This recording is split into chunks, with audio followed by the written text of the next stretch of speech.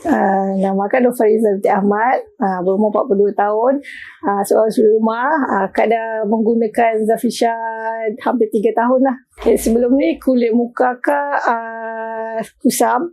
Memang sebenarnya Kak tak ada masalah kulit.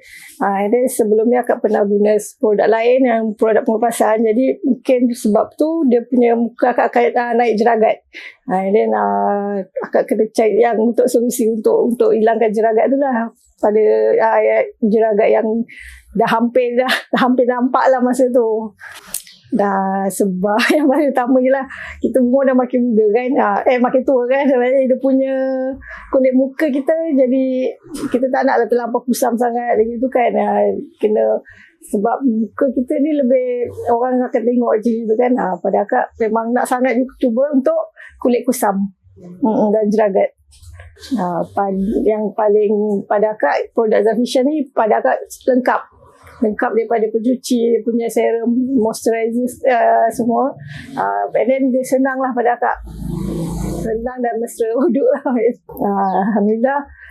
Kulit kusam yang paling utama sekali, kulit kusam Kak memang dah tak ada. And then jeragat tu dah makin pudar lah.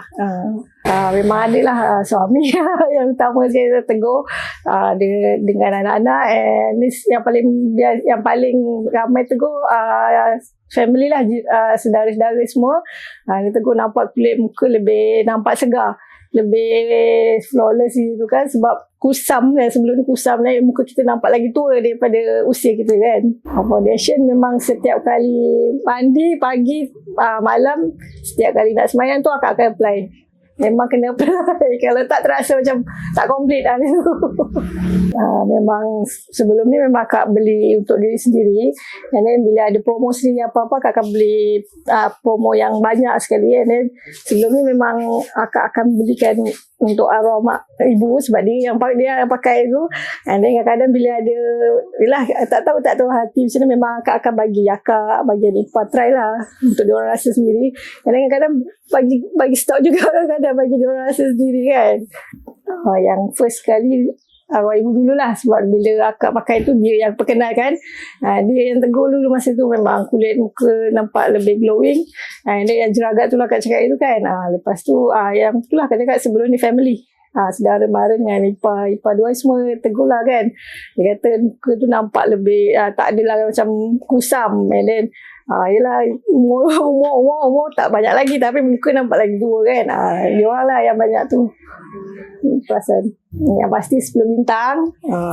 Sebab dengan Zafisha ni insyaAllah kulit muka kita akan lebih lebih glowing, terjaga. And yang paling penting dia senang, mesra wuduk lah kan, dan halal dan suci lah. Okay. Untuk Zafisha ni Akak mula kenal tahun 2011, bulan 2, ingat lagi 3 bulan 2 tu. Masa tu arwah ibu yang kenalkan.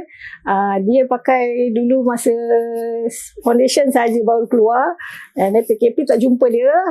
And then bila jumpa dia ada masalah jeragat yang tebal juga. Jadi bila jumpa tu nampak kulit muka dia memang bersih sangat.